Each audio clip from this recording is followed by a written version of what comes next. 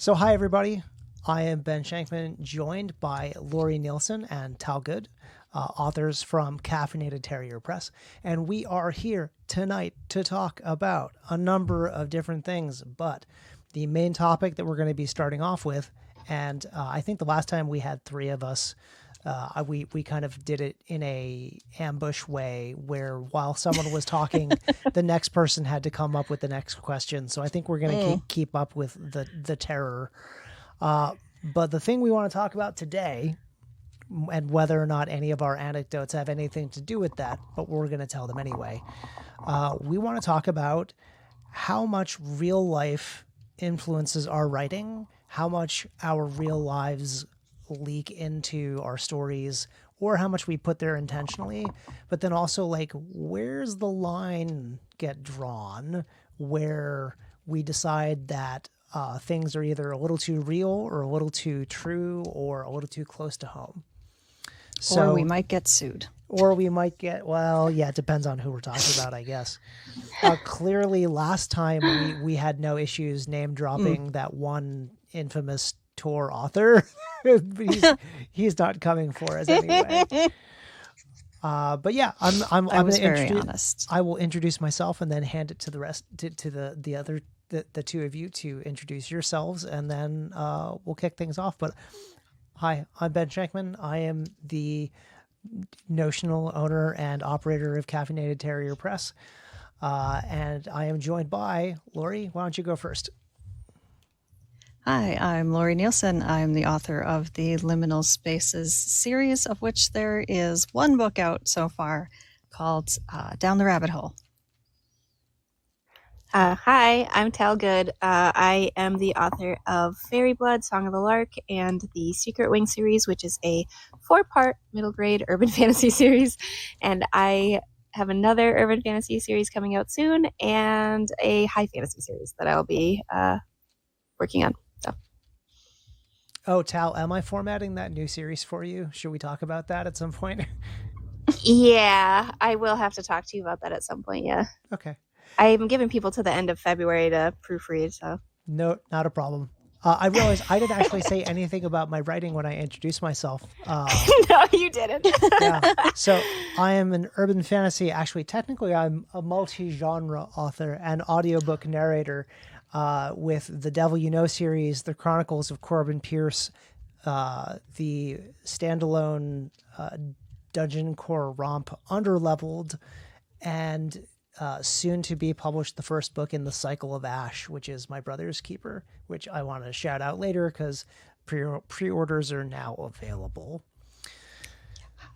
That being said, this was actually Laurie's idea for the topic, so I'm going to put Laurie on the spot first. No, this is good though, because it means that I have to me or Tal have to come up with whatever the next portion of this question is. So I'm putting you on the spot to answer your own question. So that's meant to be a kindness. Okay. I can do it. Okay. So I'm talking about how much of my real life and people I know get put into my own stories. Yes, and then we'll go round robin. Each of us will answer the question at least a bit. And then, Tal, why don't, after we do one round, you take us in a direction as prompted by our discussion. Like ask a question or bring up another topic, kind of like riffing on what we've been talking about. Okay. I'm just outsourcing it all tonight. That's what's happening. We don't stay on topic anyways. Cool. We kind of bounce around. It's these more guidelines, really. Yeah. Yeah, I've heard the neurospiciness. People who are neurospicy don't have a train of thought. We have like a Roomba of thought, and it just bounces from one idea to another. And that's how conversations with me go also. It's just bounces from one topic to another. But yeah, I put a lot of myself into my story so far. And some of it is there are characters who are very heavily specifically based on like one person. Like there is literally Ben is in my book. He's This Ben right here, he's in my book. I mean, he's a different version of Ben, definitely, because he's also kind of based on the caterpillar from Alice in Wonderland. So he vapes a lot. He does a ton of drugs. And he's like the nephew of a music executive. So he's got all these other things, but he's basically Ben. The main character is basically me. And so I've like taken people from here and there and like Sarah, who's the best friend, who, it's not a spoiler, she dies before the book begins. And that's like the main driving part of the plot is Alice trying to figure out what exactly happened to Sarah. Is based on a very specific Sarah that I knew, and kind of an amalgamation of two different Sarahs, because if I look in my contacts in my phone, there's an entire page of Sarahs. There's just so many women named Sarah in my cohort, like my age group. That was a very pretty popular common name, when we were kids. Yeah, it was a very popular name when people were naming female babies when I was born. So yeah, there have been a lot of Sarahs that I've known. So yeah, there's some people who are specifically based on one person. There's some people who are an amalgamation of a few people. Sarah's boyfriend is based on at least 3 different Michaels that I have known, and some other, bad boyfriends who I've had, and, bad bosses and other, some bad people, and also some just sad people that I've known. And so it's stuff like that. And like, oh, I need a person for this scene who's kind of helpful. Well, someone helped me at work, so now he's based on that guy. So it's stuff like that. And like the neighborhood where she lives is my neighborhood. So I literally, like, I have a video. If you go to my profile, I have a video where I walk through my neighborhood and point to, like, this is the big long building where she lives, and these are the stores and things like that. And down that street is where the specific thing is. And I have another video that's just specifically the library where she goes. So I pull a lot from there, but I also want to not have specifically like, this is an evil person who did a murder, so this is this guy's name and this is where he lives, because you don't want to get sued. So you try to skate that line of like, I don't want to get sued.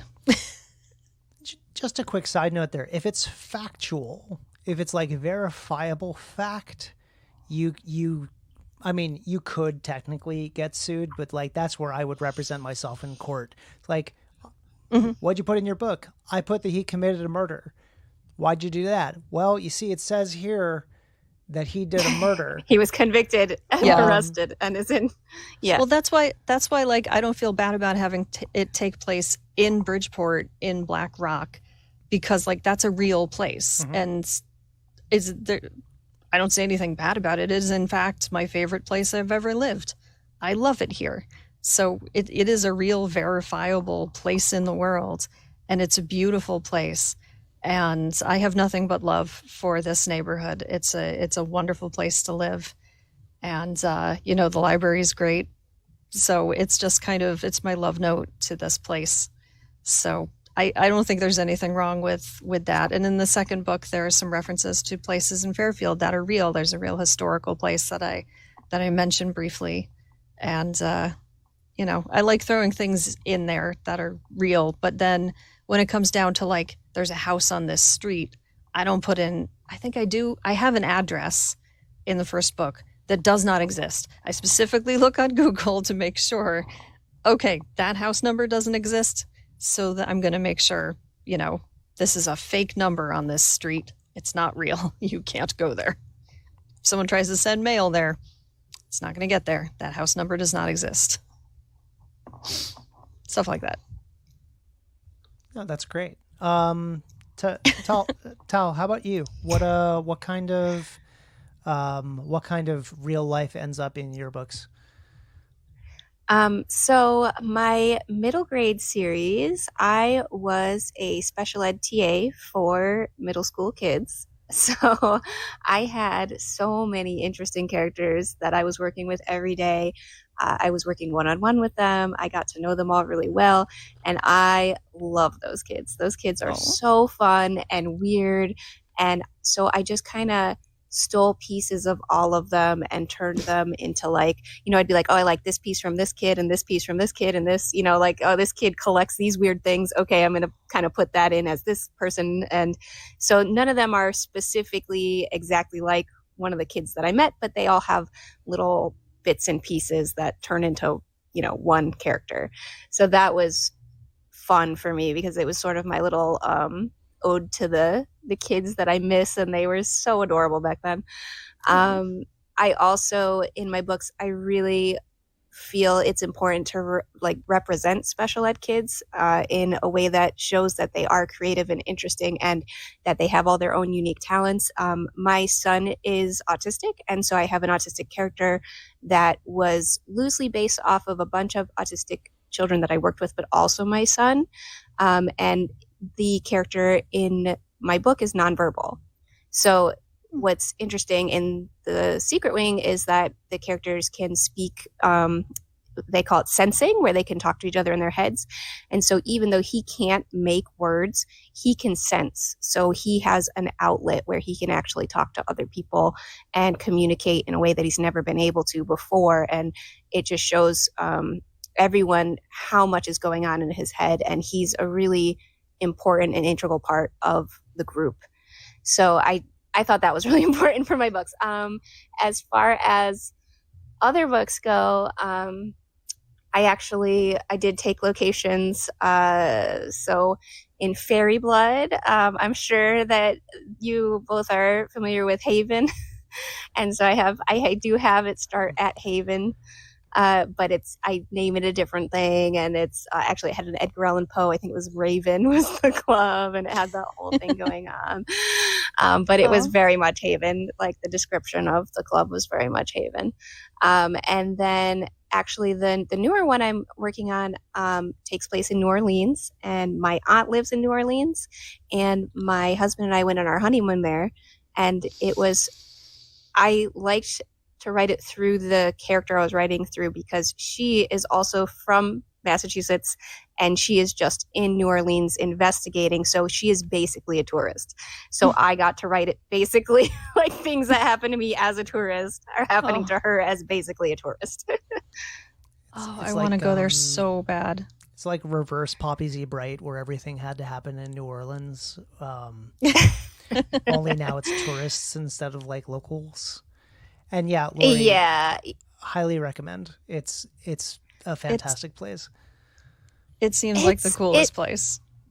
Well, it's so interesting. Like the dichotomies there. Like I feel like the history is so interesting. There's so much culture there, and then there's so much disparity of wealth going on. So you're like seeing this really awesome culture, and then you're like, oh, there's a lot of bad like undertones when you're walking around. You're like, oh, all these people are on the streets, like, trying to get by, and it feels crummy when you go to like a tourist location and you have all these people that are like struggling. Yeah, that's one really weird thing about where I live. I walk in one direction and there are giant mansions. There is a house that Connecticut is so Bridgeport, Connecticut. There's a house that is so big we call it Stately Wayne Manor. And then walk in another direction and it's literally like I've seen someone in the aftermath of a gunshot wound. And that is the epitome of Connecticut. Like that is the perfect description of just Connecticut in general. True. Yeah. Like every city in Connecticut. And anybody who's not from Connecticut thinks it's all wealthy people. And it's like, it is mansion next to the poorest of the poor people. And it's insane. Like and the laws in Connecticut are not great for people who do not have a lot of money. The lemon laws are terrible for cars. Like, I could go on and on. It's definitely supporting this disparity of wealth in Connecticut, which is sad. Yeah. The only reason I live near these giant mansions is because we lucked out and we got this super tiny apartment. Like it's 4 little rooms in a donut. But like it's on the top of a 3-story, 3-family house. And the landlord, like our lease is just one piece of paper. And the landlord was just like, here's what your rent is. It doesn't go up every year. It's gone up twice since we moved in, and we've been here since 2006. So as of this fall, we will have been here for 20 years. But like Wow. everybody else's rent just goes up every single year. Every time we tell someone who owns a house what our rent is, they're like, never move. Never move. Stay in that apartment forever. I think I was one of those friends. That You said were one of that. those people. Yeah. I mean, my husband and I are basically both artists, so we don't have money. So yeah, we're going to try to stay here forever. It's a pretty great apartment, except for the fact that I have a varying disability. So there are times when I just can't go up and down the stairs. So I'm just like, okay, I guess I'm just here now.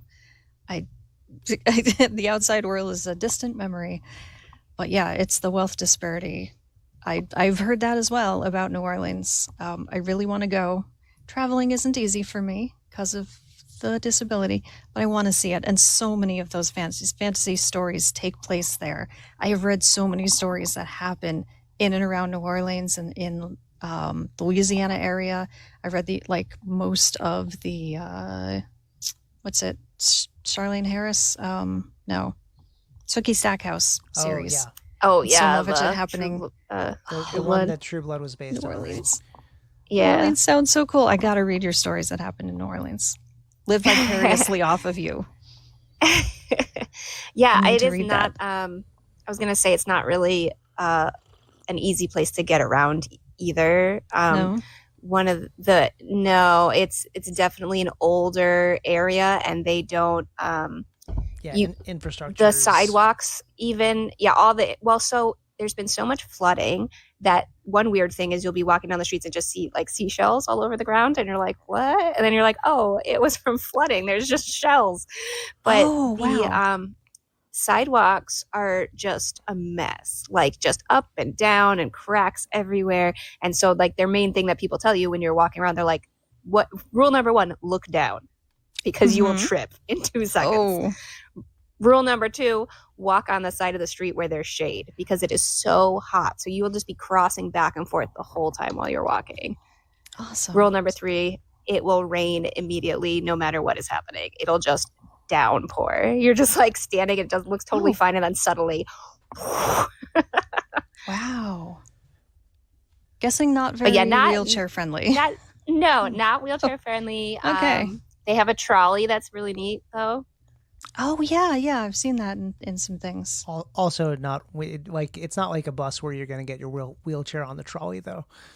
No, you cannot get a wheelchair on the trolley. And the shops a lot of them are really like narrow, trying to get in and out, stairs. Okay. It's not easy to get around.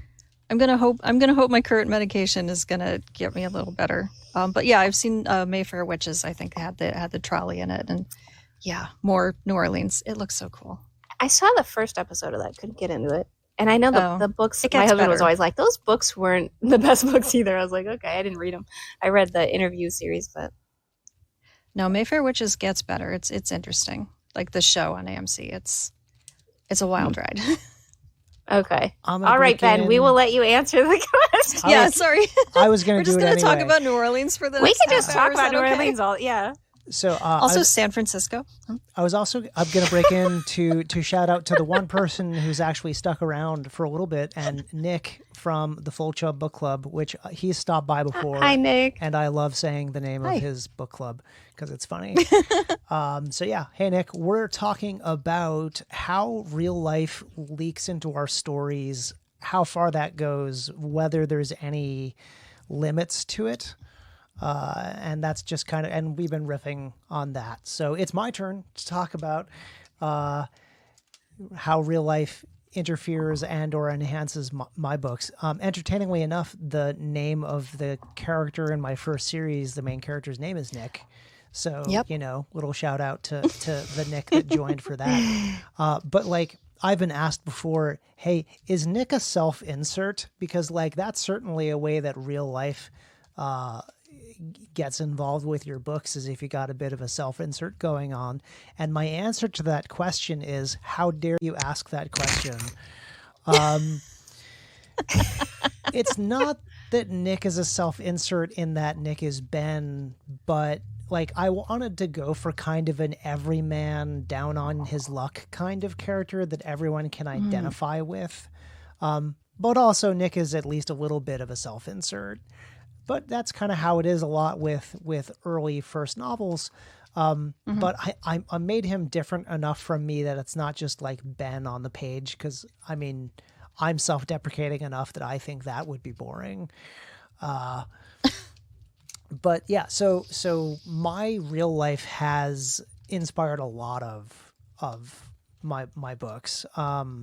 Amy, the goth witch in I'm sorry, I have to pause for a second because Nick's That is weird. wife is named Amy and his son is named Ben. Oh my God. What Funhouse It's a real mirror Nick and Amy. universe has caused this to occur? Nick, is your wife a goth witch also? Because that would be intense. Like, the synchronicity would be off the charts.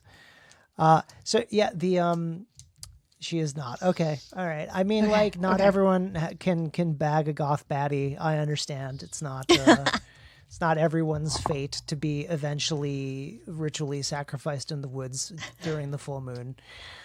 That is probably eventually my fate and Tal's husband's fate. Just, let's just be honest.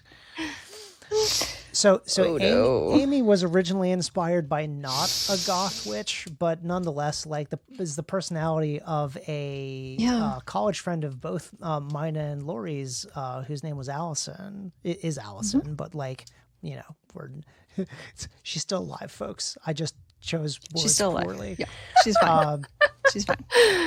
But has since morphed because I didn't publish the first book until Complicated Lifetimes, and my then and now partner Kat is goth and has become like the inherited representation of Amy as I wrote more books. But ironically, the sassy gay friend Lester is also a little bit Kat, so it's tough to say sometimes. It's just like, well, I mean, Laurie, you've read book 4. Yeah. Lester and Jack is Kat and Jack. Yes. Yeah. The cats are 100% based on real cats. They are. And the funniest part though is Odin in book 1 and the subsequent books, because Odin is still alive in the books. Odin is immortal in the books. I don't unalive animals in books. That's just cruel. People, whatever. Animals, absolutely not. I guess except for that one, and that was really an accident. The pigeon. Oh yeah. Animals with names. Yeah, animals with names. Yeah, they didn't name that one. But yeah, so Odin I named Odin and wrote Odin before I had my Maine Coon Greywind, who's the one that I post on social media, who's like the big floofer. But like he's absolutely the representation of Odin. In my headcanon is that Odin has always been my cat Greywind. But Pants, the black and white. You wrote Odin before you had Greywind? I wrote Odin. Yeah, book 1. I drafted the book, which included a cat in Mumbledy, not a year where I had Greywind. Holy crap. I want a Maine Coon, so like I kind of half manifested, but it's a really roundabout way of doing it. He does have both eyes, though. He does have both eyes. Giant cat. He is enormous. He's half the size of Ben. He's so good. He's the best. He's I love Maine Coons. I got him a new bed, but it's a small dog bed, but he fills it. It's the biggest cat I've ever met. That's a house cat, I guess. I've seen big cats, but like the biggest house cat. Just a gigantic cat. I've tried to take pictures of him next to things for scale, and I have one. You can't. You need a banana. I have one of Cat holding him for scale, and like the perspective is a little messed up on it, which makes him look even bigger. But like he's basically like half cat size. It's crazy. Yeah, it's unfathomable. So yeah, there's a ton of characters and animals in my books that are based on real life. I do love something that you said though, Laurie, about your book being a love letter to Black Rock and Fairfield County, because my books are set in New Haven, which is like our old and current stomping grounds. Yeah. And yeah, my books are absolutely a love letter to New Haven, to the point where in one of my like acknowledgments, I thanked the city of New Haven just as a personified, like, hey, I don't know if it's weird to do this, but like, thanks for existing, city that I base all my stuff in. That's fair. Did we used to hang out on the Yale campus together, or was I the only weirdo who would just go and like sit and sketch things like in that little square where you have the action from Sleeping God's Lie? I feel like we must have. I Okay. feel like it's. I think we did. Yeah, I mean, there's a couple events for. Oh yeah, I mean, like the opening chapter of Let Sleeping Gods Lie is based on a real life situation where I met a giant fat raccoon in New Haven, Connecticut. Yes. So like, yeah, it's really just a series of real life events that become fiction. And I don't know if he's still there, but which Ben already knows. A few days ago, it's been well below freezing here in Connecticut, and a few days ago, my husband went out to our garage, which is detached from the house we live in, and there was a fluffy raccoon sleeping on our neighbor's stuff. Because my husband went out to get my car out of the garage, and there was just this ball of raccoon sleeping on our neighbor's stuff. And he was like, oh, should I do something to try to get the raccoon out? And the poor little guy was like just shivering there. Oh. And he was like, I can't. It was like 8 degrees outside. And he said, no, I absolutely cannot. He'll leave when it's time, when it gets warm enough, but he just needs somewhere warm to sleep right now. And I have just in my mind named him Scratch because of the raccoon in Ben's book. Oh, bye, Nick. But it just was like, I hope he's okay. I hope he's okay. Has anyone checked on him? Little raccoon. Raccoon. It's my bird. We have not. He was still there the last really cold day that Sean looked, but I don't know if he was still there today because Sean had to get stuff out of the garage today, and I don't know if he was still there. I feel like a wellness check is required. Poor little guy. I know. I mean, it did get up to freezing today, so I don't know if he's still there.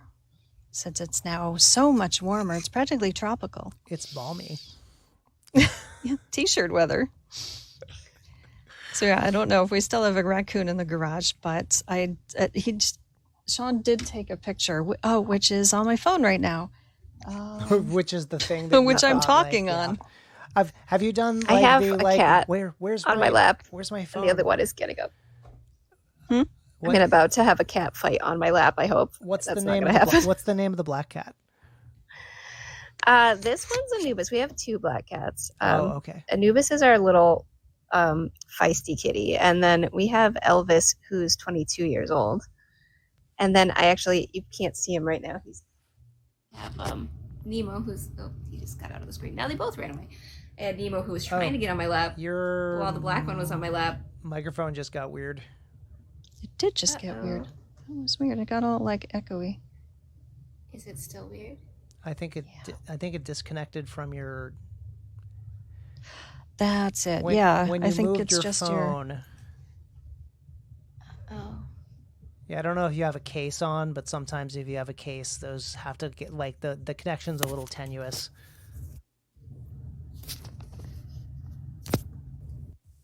Okay, how's that? Is that working? Yeah, that's better. Yeah. Okay. Yeah, it looked like it got loose.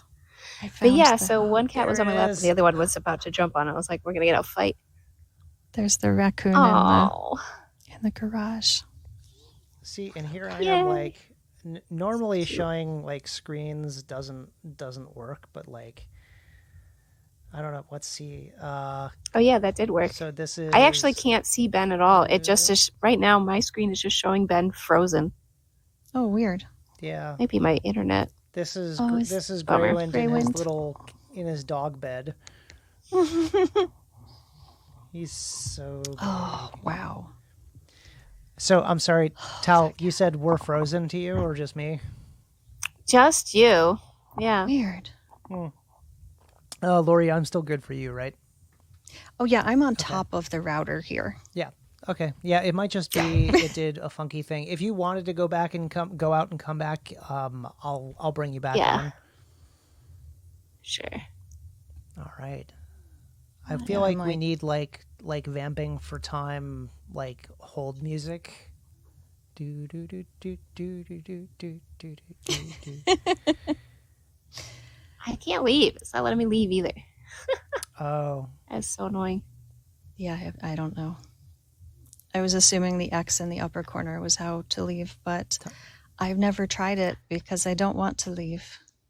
There we go. I've paused. I guess we'll be back soon.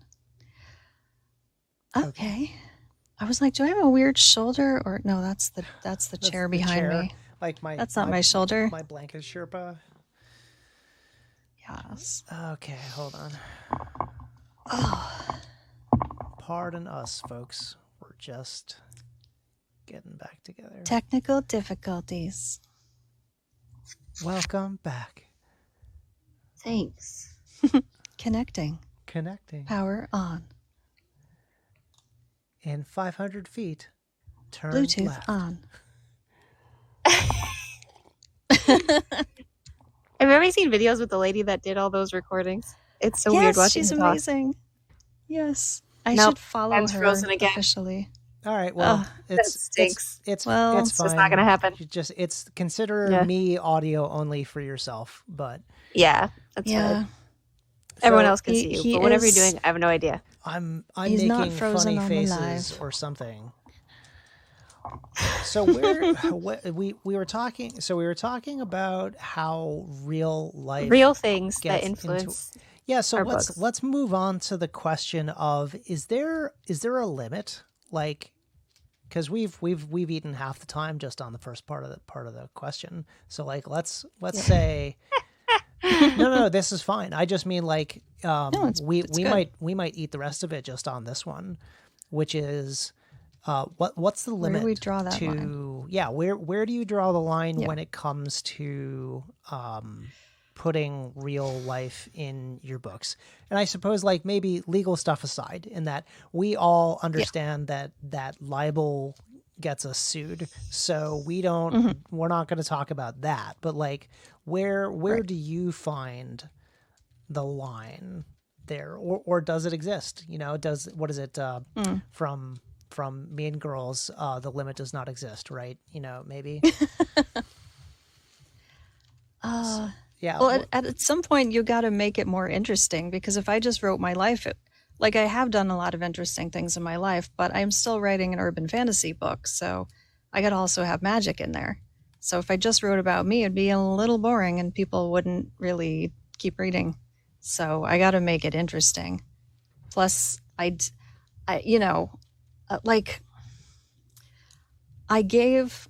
my preview copy, like the print, whatever that was called. I don't remember because I don't have it anymore. The proof. I gave it to my niece, the proof copy. Yeah, I gave that to my niece when she was visiting for Thanksgiving. It was actually the day before Thanksgiving because I was working on Thanksgiving. But we got to talking about books. She was talking about how much she loves the New Haven Green. And I was like, oh, my friend Ben has written like 3 different book series and they all take place in New Haven. You should read his stuff. Oh, wait, I'm an author. I've written a book. Somehow you came up before I did. And I was like, I wrote a book. I have a copy here. I wrote this book. If you want to read it, here you can have this proof copy of my book. I got to get some author copies anyway that don't have this banner on them that say this is just a proof copy. And I don't know if she gave it to my mother-in-law, her grandmother, or if my grandmother or my mother-in-law just got the book on her own or read it on Kindle Unlimited or whatever. But I got a message through like Facebook Messenger one day from my mother-in-law saying, "Hey, I read your book. It's wonderful. You're so imaginative," or something like that.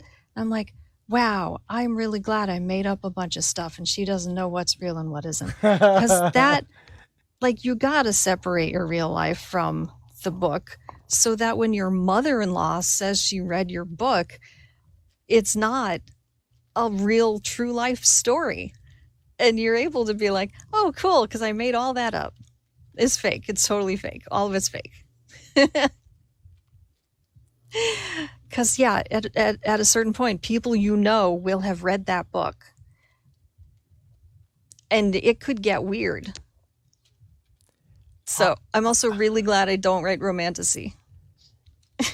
There's no sex in my book. There's no sex in the book that my mother-in-law read. So speaking of awkward things, I have had more than one boss ask me whether or not the first book was about them. Because it's called My Boss is the Devil. But ironically, it having nothing to do with any of my actual bosses. But in the where do you draw the line, and people are going to ask you questions about your book, like that's a true thing. Like, yeah, questions are going to come up. If I can share an anecdote, it's actually so this isn't about me, and I'm not going to name names because this isn't about me making a judgment about this choice, but like I was actually doing an interview with another indie author, and they said something that like really stuck with me, in that they put so much of their real life into the books that they write, but like they literally had to stop writing one of their drafts because they were angry at the person who was one of the inserts in the book that the book was supposed to be dealing with positively. So like, I'm being super vague because I don't want anyone to think, again, no shade to this author. So if you saw or heard that interview, you know what I'm talking about, but it's just like, it was I don't know how. I'm trying to describe my feelings around it, and that I was like outside of my body witnessing this conversation happen, being like, I can't imagine being so enmeshed. So this is like, if you're talking about psychology terms, like this is a level of enmeshment with your art that is, potentially problematic, in that, like, yeah, if where the source material is in real life affects whether you'll be able to complete your art, that feels like a line that might be worth examining, in the like, how far is too far? I don't know. I'm pretty sure that like being overly enmeshed with my art connected to my real life would be complicated. It sounds a little bit like, I had a dream last night that you were an asshole and now I'm mad at you. I hate that I have such a visceral reaction to that being said, because that's happened to me. Oh, no. No. No. Oh, no. Sorry. I don't mean that I was mad. I mean, I was the one that someone was mad at. Oh, yeah. I know. That's what, sounded like. Yeah. And I can imagine. And like, there are certain names I will never use because there are people who I don't talk to anymore. But if they found out that I used their name in a book, they might know that, some part of them still lives rent-free in my head. And I don't want them to have that power. I don't want them to know that they're still in here because of the times they ruined my life. I don't need them to know that. So I'm just never going to use those names. But so one of them, I did use the name because it's so common. And if they ever approach me and say, oh, did you name that character that because of me? I could be like, yeah, kind of. Yeah. You're like, well, there's a million people named that. I stabbed them. Yeah. I wanted him to go through hell because of you. Did you have fun reading it? I hope so. Well, so I was thinking about that. And when I was starting out writing, when I was younger, I really wanted to get people I knew, like, their characters right. And so I remember writing their characters into like a fan, like that specific person, like my cousin or my sister or something. I'd put them into the story, and I'd change their name, but then I'd make it like what I thought was exactly like them. And then when they read it, I'd be like, I remember my sister specifically saying, I was like, yeah, I put you, had these two sisters in it, and I put our dynamics in, and this one's you, and it's all like you. And she's like, no, that's just two of you. I was like, oh. So like I realized that as accurate as you try to be, it's never going to happen, and it just ends up annoying people because it's what you think of them, and then also your voice. So it's never going to be them, and if it will always be offensive. So I was like, I'm not ever going to put people in my books that that I'm actually publishing. I just kind of take little characteristics from them. And then for myself, I feel like I try to completely see what's going on through a character, and I try to get in their head as much as I can. But obviously, we're all ourselves. So our opinions of things and everything are going to be coming through, especially if you love the character you're writing through. If you're saying like, I can't make my main character, hate animals, because that would be hard for, like, even writing that is disgusting to me. So I could make an antagonist hate animals, but the main point of view character, I think it's going to be nearly impossible for me to do. I think that's imagine. Okay though. Like things that like we're not gonna sacrifice our ethics for writing a main character that's going to betray those. I think that's reasonable in that we'll write evil characters, but they're the bad guys. Like main characters can't hate animals because that's just messed up. I agree with that kind of take on it. There's definitely people that can write that way, like they have no problem divorcing themselves from it, but so again, this is not me, but I just did an author takeover in a Facebook group of questionable value, but one of the questions I asked was like, what do you want to see, or like what makes you did not finish, DNF a book, or one of the other questions was about like, my MCs are usually pretty sarcastic. What do you like to see in a main character? And this guy kind of went on a bit of a rant about the way that, oh no, sorry, this was based on my ill-advised half political question of whether it's important to readers to understand where the authors stand on fundamental issues, which unsurprisingly got a mixed bag of results. But yeah, one guy was literally like, no, when I write a character, I'm effectively seeing through the eyes of that character. Good guy, bad guy, that's all me. And I'm like, friend, I hope not, because that's like that's sociopathy. Like that's not healthy either. So Tal, I like. I mean, your he take. might be a sociopath, though. There are a lot of them. Yeah. And they don't all do horrible things. A lot of them do just think of themselves as what they think a good person should be. And then they do that. Yeah. I mean, and again, this isn't to say that sociopathy is irredeemable as a trait, but nonetheless, it's still disturbing, though. Yeah, his take on writing villains was perhaps a little more enmeshed than I like. That's really weird. There's definitely a lot of people, and I've seen a bunch of discourse on Tumblr, chronically on Tumblr. I was going to say, that's especially a from statement. There's definitely people, and a lot of them are younger, who kind of seem to believe that any problematic character is a bad reflection on the author who wrote them. Yeah. And that is such a bad way to go through life. Like, just such a complete misunderstanding of how fiction works. And it's just like, oh, well, you wrote this bad character doing this bad thing, so that means you endorse it. And it's just like, who raised you?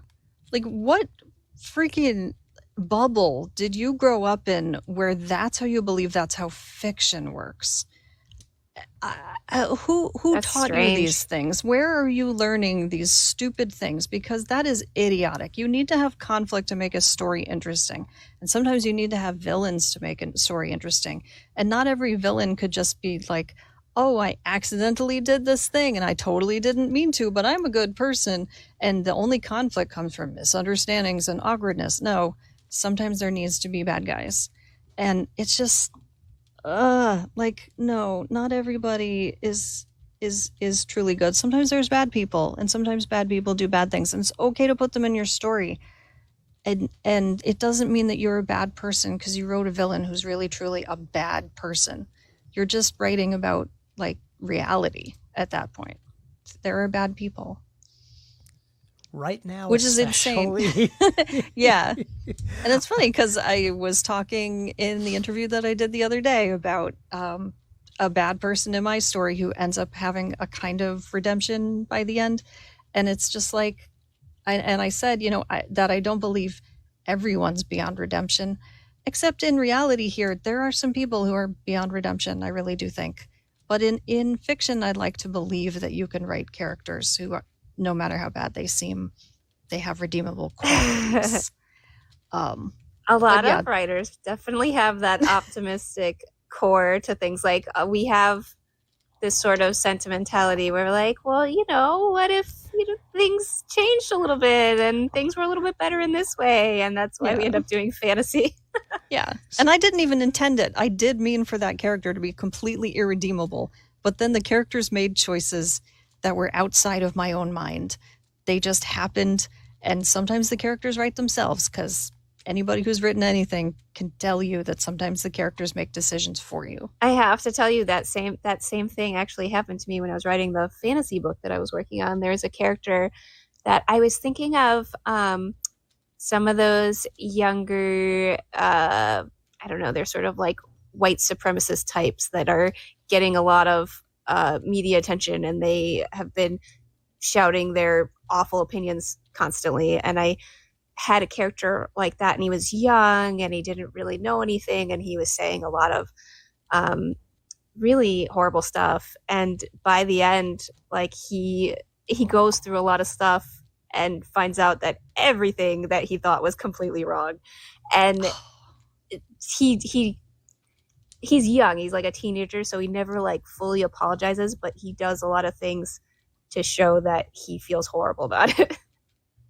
Yeah, sometimes and I people didn't expect just that. believe dumb stuff because they're young. Yeah, it's amazing. I thought he was just going to be when you're right. writing it and you're like, I thought he was just kind of going to be a side character that was awful and not be in it that much. And then like it made more sense for him to be in it more. And then I was like, oh, I just made a redemption arc. Yep. All of our author brains are like, Daddy, I can fix him. I had the same reaction that my main character had to that character doing the thing. I was like, son of a bitch. I hate this guy. Now I gotta help him. Well, you start thinking about what made them that way. And then you're like, how can I unmake them that way? Mm-hmm. Oh, yeah, exactly. And it's the same things in real life. People can learn and grow. People can go through experiences and realize, oh shit, I was wrong. I've been an idiot. I need to change. It happens in real life and it happens in fiction. But yeah, the day that happened and I realized I have to help this character, I swore a blue streak. I was so upset, but I couldn't not do it. It was so inauthentic for me to just keep him being nothing but bad. I was so mad.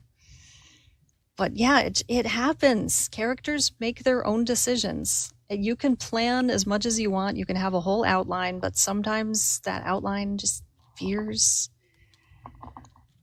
and other things happen to your story.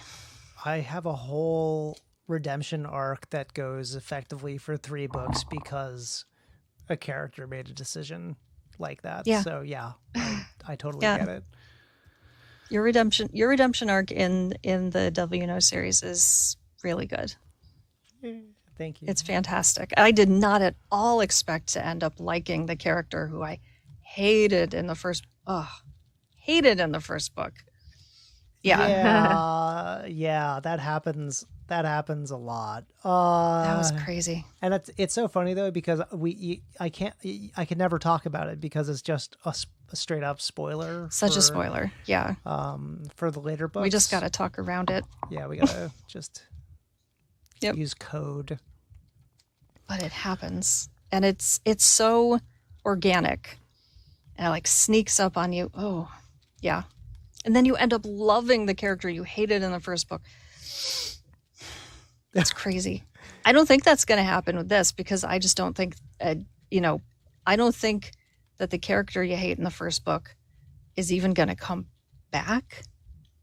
Like, I think it'll only get barely mentions later on in my series because, I mean, I don't even stay in Bridgeport. Yeah, to be fair, for the rest of the series. I don't want him to come back, so please don't bring him back. There's no reason. There's no reason.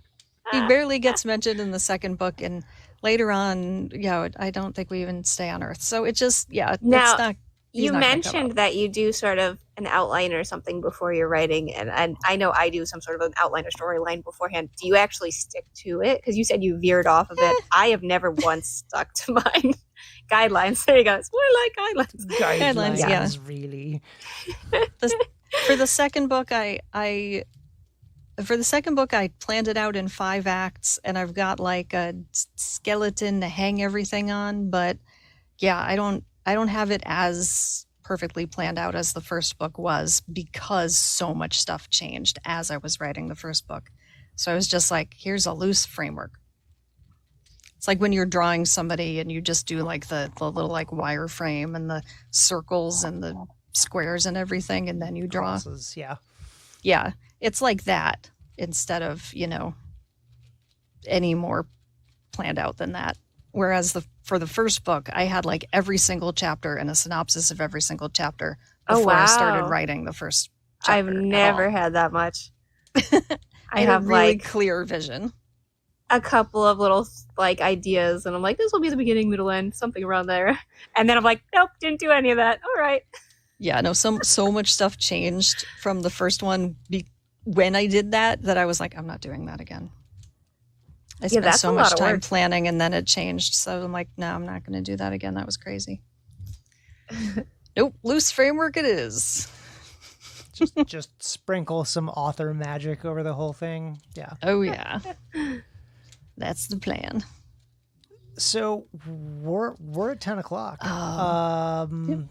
We're about out of time for we're at for 10 the o'clock. night. I think we covered that pretty well. I think so. And we barely even talked about the horrors. We did not talk at all about the horrors. Hey, the good news is, though, we're going to do this in another 2 weeks, and I'm sadly sure the horrors are still going to be here. So, yeah. Well, they're never ending. I have to drag a puzzle piece, otherwise it's going to turn my live off. Wow, that's really loud. It's really loud. Yeah. I have my volume turned down. Yeah, so next time, because I expect the next 2 weeks to be rough in general, I think we're going to talk about the other thing that I thought we were talking about because I completely misread Laurie's message. But I think it would be worth talking about how are we managing to be creative in the face of a lot of adversity currently. Yep. So just as a sneak preview, folks, 2 weeks. 2 weeks. We're going to... From tonight. Well, actually, nope. Sorry, never mind. Well, we'll have to talk about it because, Laurie, you and I are actually making an appearance in 2 weeks on Down and Dirty with Jeanette and...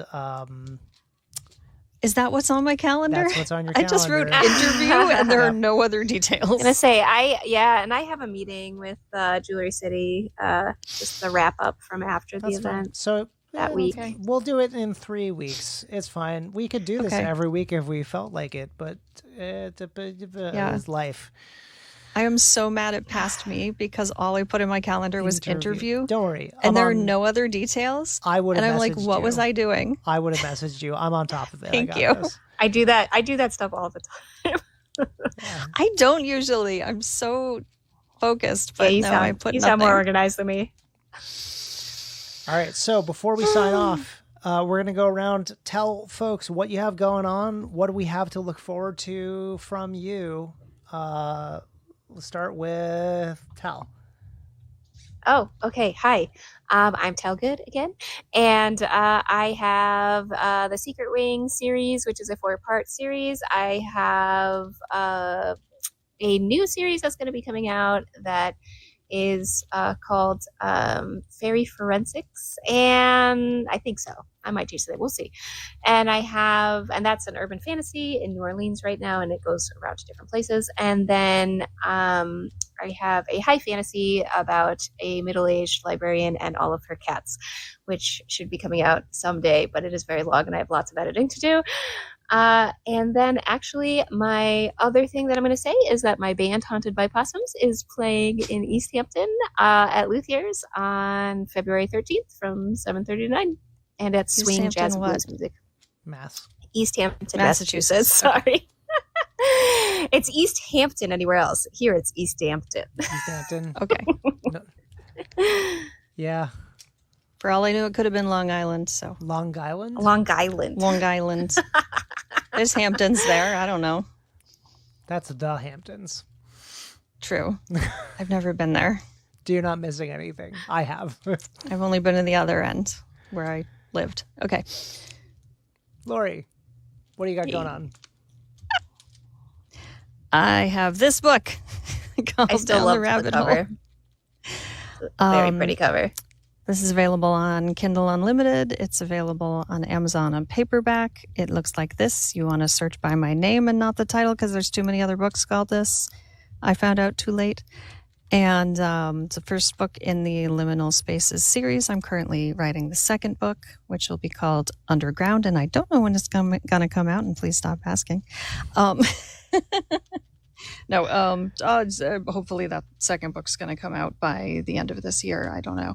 And Down the Rabbit Hole will also soon be available through other vendors as well. Ben's working on that because he knows how those things work, and I don't. Physical copies, paperbacks copies, yes. are going to be available in other, but because your ebooks in Kindle Unlimited, that it's only on the Amazon. True. And I, one of your hosts, am Ben Shankman, urban fantasy author and audiobook narrator. You can find my The Devil You Know series in Kindle Unlimited, paperback and hardcover, and the first 2 books in audiobooks available wherever it is that you like to get your audiobooks. Let Sleeping Gods Lie, the first book in the Chronicles of Corbin Pierce. Same places, no audio yet. And pre-orders are up for My Brother's Keeper, which is the first book in the Cycle of Ash. It is very much a will stand alone, but the story will continue in some form or another. But yeah, My Brother's Keeper, pre-orders available now for the ebook. I am so excited to get this book into people's hands. So please go check it out. The advanced review copy campaign is still going. So if you like to read books before they are released, get in touch with me. I have a sign up on my website, benshankman.com, and you can read it today. And we all have stories in an anthology called The Season for Stories, which is also available through Amazon in digital and print. So it's a tasteful little taster of some Caffeinated Terrier Press authors, 3 of which are right here, right now. Yes. All right. So that being said, it's been a great hour with the Caffeinated Terrier Talk, and we will see you all next time. Good night, everybody. Bye.